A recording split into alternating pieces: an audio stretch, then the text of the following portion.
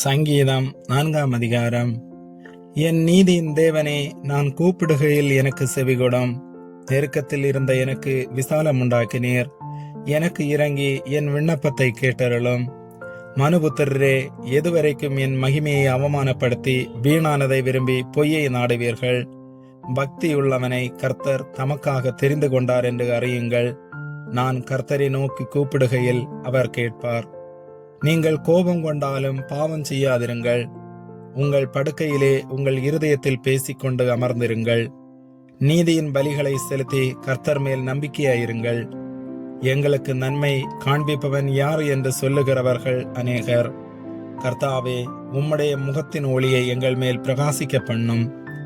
அவர்களுக்கு தானியமும் திராட்சரசமும் பெருகியிருக்கிற காலத்தின் சந்தோஷத்தை பார்க்கிலும் அதிக சந்தோஷத்தை என் இருதயத்தில் தந்தீர்.